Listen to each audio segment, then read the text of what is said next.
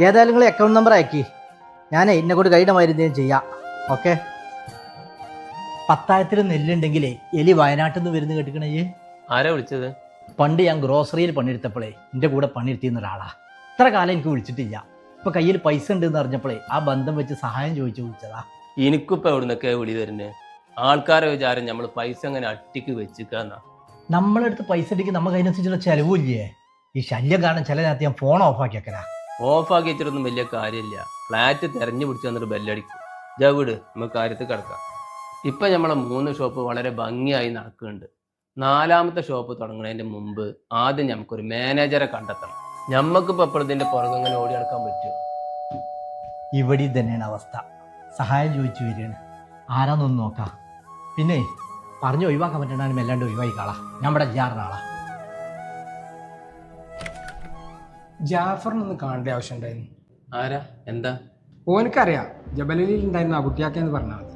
ഒരു കല്യാണത്തിന്റെ കാര്യം പറയാനാണ്. ഒരു മിനിറ്റ്. കുറച്ച് പ്രായമുള്ള ഒരാളാണ്. അബുട്ടിയാക്കാന്ന പേര് പറഞ്ഞത്. എന്തോ കല്യാണത്തിന്റെ പിരിവാന്നാ തോന്നുന്നത്. അത് പണ്ട് ഞാൻ വന്ന കാലത്തെ ജബലലിയിൽ കുറച്ചു കാലം ഞാൻ മൂപ്പർ റൂമിൽ താമസിച്ചിരുന്നത്. ആ ബന്ധം പറഞ്ഞ ഔദാര്യം പറ്റാൻ വന്നതാ. വരാൻ പറയും. എനിക്കിപ്പോ എന്നെ മനസ്സിലായോ? നമ്മൾ തമ്മിൽ കണ്ടിട്ട് കുറേ കാലായി. ഇല്ല, എനിക്കങ്ങോട്ട് മനസ്സിലായിട്ടില്ല. പണ്ട് ജി പണി അന്വേഷിച്ച് വന്ന സമയത്ത് ജബലലിൽ ജിന്റെ റൂമിൽ താമസിച്ചിരുന്നത്. അന്ന് എനിക്ക് ലൈസൻസ് എടുക്കാൻ സഹായിച്ചതും ഒരു പണിയാക്കി തന്നൊക്കെ ഞാനായിരുന്നു. ഓ, കുറെ കാലായില്ലേ. ഇപ്പം എന്തേ വന്നത്? ഞാൻ ചെറിയൊരു തിരക്കിലായിരുന്നു. 1-2 കാര്യം പറയാണ്ടായിരുന്നു. ഒന്ന്, എൻ്റെ മോളെ കല്യാണമാണ് അടുത്ത മാസം 2-ാം തീയതി. അപ്പോൾ